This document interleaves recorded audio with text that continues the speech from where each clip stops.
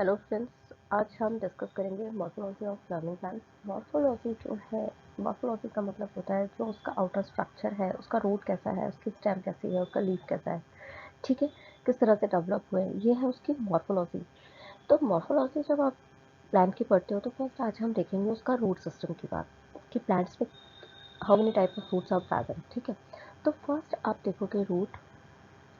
Root is of also of three type. The first one is taproot, the second one is fibre दिख रहे हैं तो fibrous root, and the third one is other part से develop होती है तो ये है एडवेंटिशियस रूट्स। टैप रूट आप देखोगे, टैप रूट प्रेजेंट होती है मोस्ट ऑफ द डाइकॉट्स में, ठीक है। मोस्ट ऑफ द डाइकॉट्स जो है यहाँ टैप रूट प्रेजेंट होगी। अब देखोगे डाइकॉट क्या होता है, तो डाइकॉट क्लियर करते हैं। जब कोई भी सीड की हम बात करते हैं तो वह एम्ब्रियोनिक स्टेज होती है। एम्ब्रियोनिक स्टेज में दो लीव्स डेवलप होती है। अगर टू लीव्स डेवलप होती है तो डाइकॉट, अगर वन लीफ डेवलप हो रही है तो मोनोकॉट। कॉट मतलब होता है कोटालिडॉन्स। टू कोटालिडॉन्स डेवलप हुए तो डाइकॉट, और अगर वन कोटालिडॉन प्रेजेंट है वहाँ तो उसे आप मोनोकॉट कहोगे। तो tap root system first of all तो प्रेजेंट है डाइकॉट में। सेकेंड बात, आप यहाँ टैप रूट सिस्टम में हम स्टडी करेंगे तो आप यहाँ वर्ड पढ़ते हो एक रेडिकल।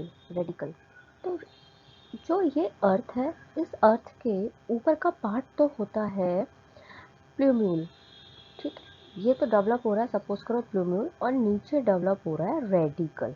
Clear point. प्लूम्यूल से डेवलप होगा शूट सिस्टम और रेडिकल से डेवलप होगा यहाँ रूट सिस्टम, ठीक है। तो टैप रूट में एक रेडिकल एलोंगेशन प्रोसेस हुआ सेल्स में और इसने बनाया रेडिकल को। ये रेडिकल बनाएगा प्राइमरी रूट, इसे ये इलोंगेट हुआ और इसने बताया प्राइमरी रूट। इस प्राइमरी रूट से छोटे छोटे आपको यहाँ पे रूट्स डेवलप होती जो दिखाई दे रही है, इनको कहते हो सेकेंडरी रूट और टर्शरी रूट। जैसे ये प्राइमरी रूट प्रेजेंट है, ये सेकेंडरी रूट डेवलप हुई, फिर इससे ये टर्शरी रूट डेवलप हुई। तो इस तरह से ये ऑर्डर चलता है। ये ओवरऑल कॉन्स्टिट्यूट करता है आपकी टैपरूट सिस्टम को। क्लियर कि यहाँ सिंगल रेडिकल प्रेजेंट है और इससे सेकेंडरी और टर्शरी रूट अराइज हुई या ओरिजिन हुआ इनका। तो ये है आपका टैपरूट, जिसका एग्जांपल है मस्टर्ड प्लांट। याद रखना आपको, मस्टर्ड प्लांट डाइकॉट है एक, और ये टैपरूट सिस्टम का एग्जांपल है। सेकेंड बात आती है फाइब्रस रूट की। जो फाइब्रस रूट है, यहाँ कोई एक रेडिकल मूव नहीं कर रहा है जैसा कि आपको दिखाई दे रहा है, ठीक है। यहाँ स्टेम के बेस से क्या होगा, ये स्टेम का बेस है और स्टेम के बेस से यहाँ डेवलप होगा बहुत सारी छोटी छोटी रूट्स डेवलप हो। स्टेम का बेस, ये बहुत सारी छोटी छोटी रूट्स डेवलप हुई इस तरह से, ठीक है। ये तो इसको आपने क्या कहा, फाइबर जैसा दिख रहा है तो फाइबरस रूट। क्लियर। इसका एग्जांपल है व्हीट प्लांट, ऐसा व्हीट में मिलता है। दो रूट क्लियर हुई। यहाँ आपको कोई भी मेन रूट दिखाई नहीं दे रही है कि आप उसे प्राइमरी रूट कहो। डेवलप होती है पर बहुत शॉर्ट टाइम के लिए, शॉर्टली लाइफ करती है वो, इसीलिए आप क्या कहते हो इन रूट को, यहाँ रेडिकल डेवलप एक एलोंगेट ना होकर यहाँ बहुत सारे फाइबर्स ओरिजिनेट हुए, ये है फाइबरस रूट, ठीक है, व्हीट प्लांट में। अब बात आती है एडवेंटिशियस रूट्स की। एडवेंटिशियस रूट में रूट अराइज तो होगी, लेकिन यहाँ क्या होगा, root stem as a root work नहीं करती है वो, कि वो रेडिकल से इलोंगेट नहीं हो रही है, ऑरिजिनेट नहीं हो रही है, डराइव नहीं हो रही है।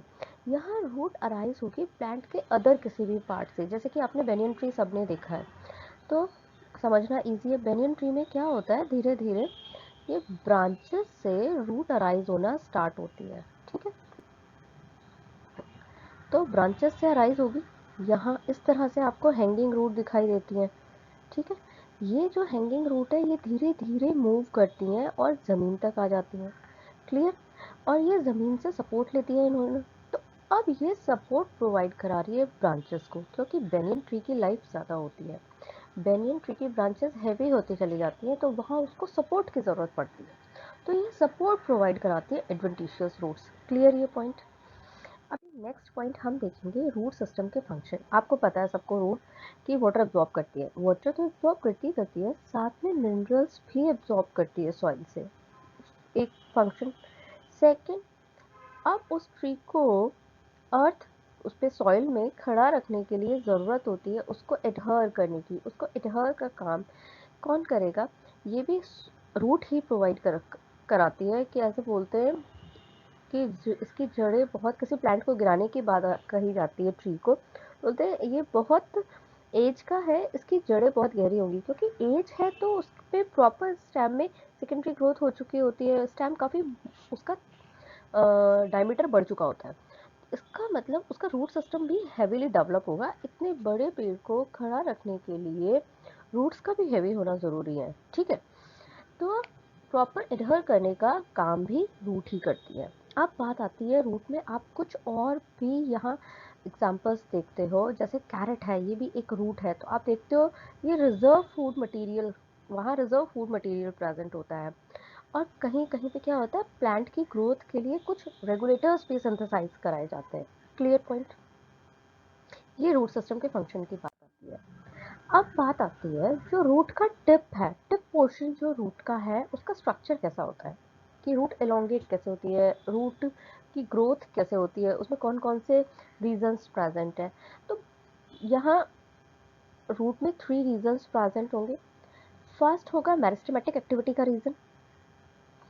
जिस रीजन में क्या होगा, बहुत क्विकली सेल्स डिवाइड करती हैं, फर्स्ट थिंग। ठीक। सेकेंड रीजन प्रेजेंट होता है एलोंगेशन का। यहाँ जो क्विकली रैपिडली डिवाइड कर रही हैं, यहाँ आते आते उन सेल्स में एलोंगेशन होता है, वो सेल्स एलोंगेट हो जाती है। Clear point? थर्ड आता है रीजन ऑफ मैच्योरेशन। अब ये जो एलोंगेटेड सेल्स हैं वो यहाँ पर मेच्योर फॉर्म में प्रेजेंट होती हैं, ठीक है। तो ये होता है मैच्योरेशन रीजन, कि यहाँ मेच्योर सेल्स प्रेजेंट है। और कहीं कहीं पर इस एपिडर्मल सेल्स के ये आउटग्रोथ प्रेजेंट है। ये जो आउटग्रोथ, ये जो स्ट्रक्चर्स दिखाई दे रहे हैं रूट, इसको कहते हो आप root hairs. Root hairs present होते हैं कहाँ? मैच्योरेशन रीजन में। और ये क्या करते हैं, ज़्यादा से ज़्यादा एब्जॉर्प्शन सरफेस प्रोवाइड करा रहे हैं, कि वाटर और मिनरल को ज़्यादा से ज़्यादा एब्जॉर्ब किया करा जा सके। एक तो ये बात खत्म हुई रीजंस की। ये देखो रूट कैप प्रेजेंट है। रूट का जो आगे का टिप होता है वो सॉफ्ट होता है, इसीलिए एक रूट कैप प्रेजेंट होती है, कि वो अपना जो सॉइल होती है इतनी यूनिफॉर्म नहीं होती है, कि हर जगह सॉफ्ट सॉइल प्रेजेंट है, कहीं पेबल्स भी हो सकते हैं। तो इसको बचाने के लिए आगे एक कैप लगी होती है, कि रूट डैमेज नहीं हो, तो रूट कैप प्रेजेंट है, ठीक है। ये हम देखेंगे आगे यहाँ एक टेबल की फॉर्म में, कि region of root, root covered है। रूट का जो एपिक्स, एपिकल पार्ट जो भी आप देख रहे थे, उसका ऐसे जो टिप पोर्शन था, ये एपिकल पार्ट थिमा लाइक स्ट्रक्चर है, और इसको सॉफ्ट स्ट्रक्चर को एक बचाने के लिए आगे रूट कैप प्रेजेंट होती है। Clear point? ये है आपकी रूट कैप। अब आता है मेरिस्टेमेटिक एक्टिविटी रीजन। जैसा कि मैंने बताया था, सेल्स रिपीटेडली डिवाइड करती हैं। अब यहाँ सेल्स होती कैसी हैं ये याद रखो।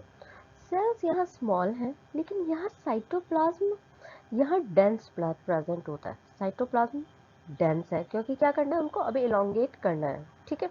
तो डेंस साइटोप्लाज्म प्रेजेंट है, थिन वॉल्ड होती है, उनकी जो वॉल होती है वो थिन होती है। फिर आपने देखा था ये मेरिस्टेमेटिक एक्टिविटी के बाद में यहाँ रीजन था एलोंगेशन रीजन। यहाँ सेल्स रैपिड एलोंगेशन होता है, एनलार्जमेंट होता है सेल्स का, ठीक है। और लेंथ वाइज इस रूट की इस तरह से ग्रोथ करवाता है ये रीजन, एलोंगेशन।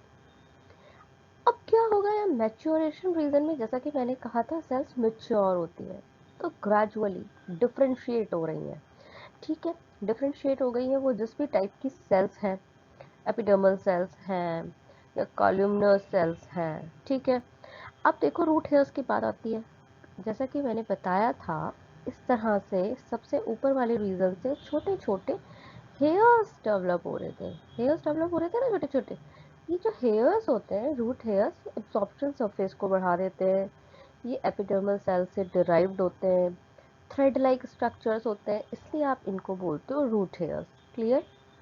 इनका वर्क क्या है रूट हेयर्स का? ऑफकोर्स जो रूट का काम है वही रूट हेयर्स का काम है, कि एब्जॉर्प्शन सरफेस को बढ़ा देते हैं। जैसे आप इंटेस्टाइन में देखते हो विलाइज प्रेजेंट होते हैं, विलाइज क्या करते हैं, एब्जॉर्प्शन सरफेस एरिया को इंक्रीज कर देते हैं, ताकि एब्जॉर्प्शन ज़्यादा से ज़्यादा हो सके। हमारे ब्रेन में फोल्ड्स होते हैं बहुत सारे, है ना।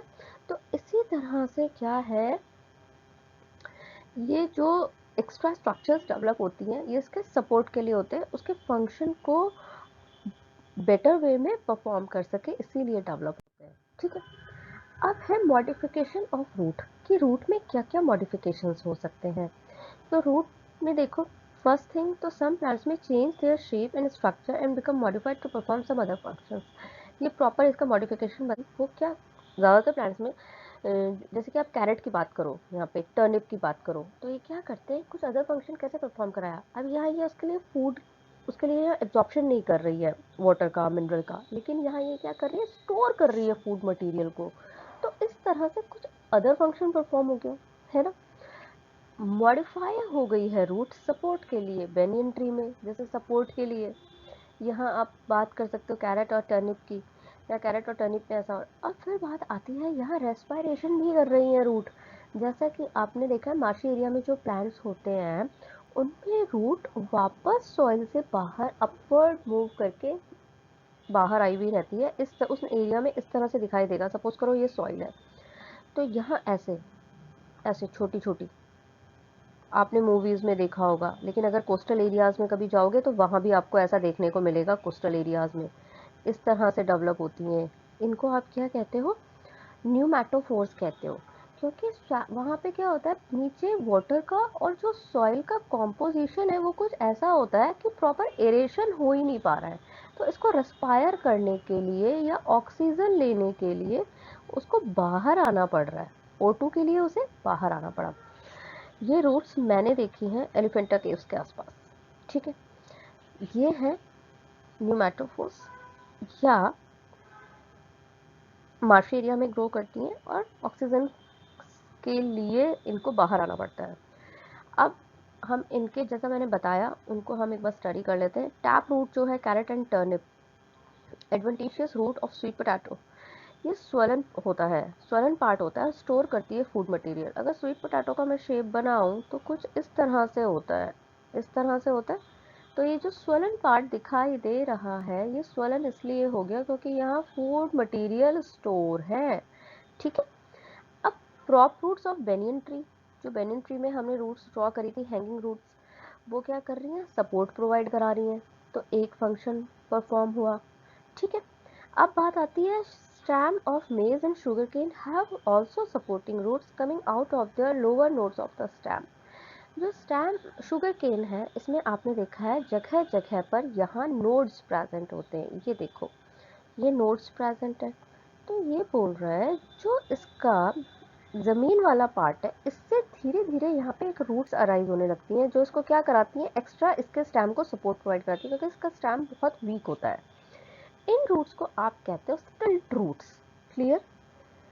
शुगर केन या मेज में जो रूट्स डेवलप हो रही हैं उनको आप क्या कहोगे, स्टिल्ट रूट्स। क्लियर। अब हम इस राइजोफोरा की बात करते हैं। इन सम प्लांट्स, जैसे कि some plants such as Rhizophora, जो स्वैम्पी एरिया में मिल रहा है, मार्शी एरिया में मिल रहा है, इनमें रूट्स क्या होती हैं, coming out of the ground, ये ग्राउंड से बाहर निकल आती हैं एंड ग्रो वर्टिकली अपवर्ड, ऊपर की तरफ निकली हुई हैं, ठीक है, जैसा आपको दिखाई दे रहा है। इन रूट्स को आप कहते हो, such roots are called pneumatophores, okay. And help to get oxygen for respiration, जैसा कि मैंने कहा था ऑक्सीजन के लिए बाहर आती हैं। तो ये आपका रूट कंप्लीट हुआ कि यहाँ रूट 3 टाइप्स की प्रेजेंट है। आपने देखा tap root, fibrous root, adventitious roots, okay. उनके एग्जाम्पल देखे थे, मस्टर्ड प्लांट था टैप रूट का एग्जाम्पल, फाइब्रस प्लांट का एग्जाम्पल था वीट, और थर्ड आपने देखा था एडवेंटिशियस रूट्स, जहाँ आपने बेनियन ट्री की स्टडी करी थी, जो हम यहाँ स्टडी कर रहे हैं, ये वाले एक्स्ट्रा एग्जाम्पल्स, ठीक है। तो ये एग्जाम्पल्स थे आपके टैप रूट सिस्टम के। फिर आपने उसका स्ट्रक्चर देखा, मेरिस्टेमेटिक एक्टिविटी रीजन, उसका एलोंगेशन रीजन, उसका मैच्योरेशन रीजन, रूट है उसका वर्क, या आपने फंक्शंस की स्टडी करी, रूट के क्या क्या फंक्शंस हैं। इजी पॉइंट है। नेक्स्ट हम डिस्कस करेंगे स्टेम। ओके फ्रेंड्स, तब तक के लिए जय हिंद, जय भारत।